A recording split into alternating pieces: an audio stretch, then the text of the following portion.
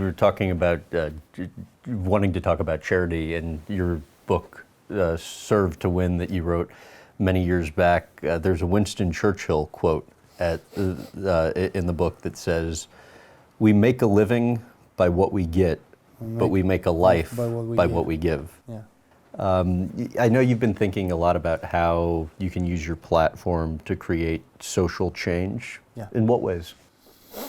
Well, I've said a little while ago that tennis has allowed me to have a stage in which I can communicate with youth, particularly that I'm kind of focused on, and also through our foundation here in Serbia, and motivate them to be the best they can possibly be, to believe in themselves, to believe in their dreams, to believe anything is possible.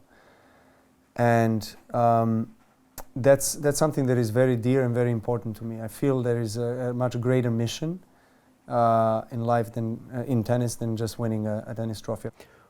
Why did you decide through your foundation to focus on early childhood development?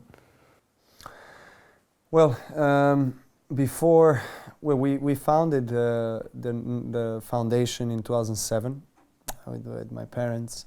Novak Fund. Yes, exactly. And for 3-4 years, we were helping everywhere. I mean, we were trying to help. We were funding churches, schools, the people with different ailments.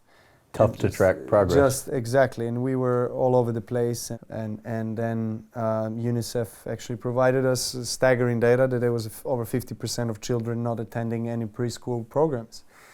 And then we wondered why, and it was partly financial reasons, partly culturally, because in our culture, it's parents think it's much better for a child to be growing up next to their grandparents and family rather than being in the kindergarten. And so then we said, okay, this is what we want to do, because there's an obvious misconception of what kindergarten represents and what early childhood development is and what it means for humans' life.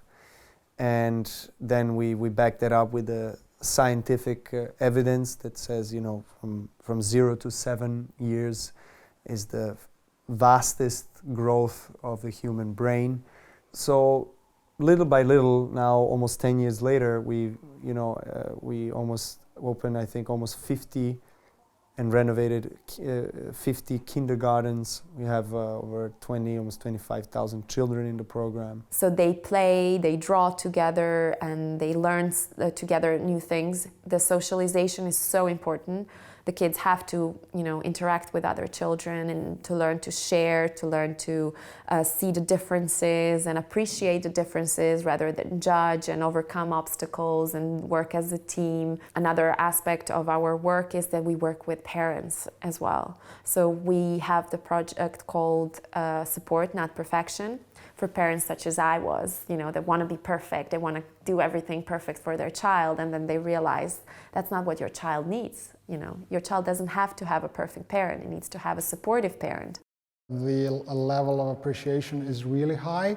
The parents that go through the whole program, so the 10 workshops included, they really report significant progress with respect to their approach, I would say, to their children and to parenting in general. I'm really proud of the foundation's team. There's young people who are very motivated, very inspired. They know they're part of something that is much larger than all of us. And it's affecting education in children's lives, and by consequence of that, it's affecting the future of our country. The PhD program with the University of Belgrade, how did that come about? It's not just about us giving to the communities and opening kindergartens. It's also about, as I said, raising awareness. And you can't raise awareness without the data. And we need people who actually recognize the importance of digging deep in all this and learning more about children and their needs and how do you raise a conscious adult tomorrow to be the leader of the society. I'm very grateful and I feel as a part of a big family, and that's why I emphasize working together. I do believe, firmly believe that that he sparked something in us. He sparked the change, and I think that we feel that, and we have the need to spark that change in other people. What's been the biggest challenge, or some of the biggest challenges, in building the foundation? The biggest problem is that in our country, it's not as developed as in America, for instance. We still have to pay taxes on the donations, you know, which is strange. So even if somebody donates, we still have to give a portion of funds to the country, which is strange because we give everything to the country. You know, when you do philanthropy, that's all you do, you help the country. So they haven't yet recognized that. Your long-term goals with the foundation would be what? Well, we are hoping we can have every single child in Serbia in the future attending one of the early childhood development programs. And it is a big goal because 51 or 2% children were not attending any early childhood programs in 2011. Now we're 2020, and that has changed. But it's still a very long way. And I think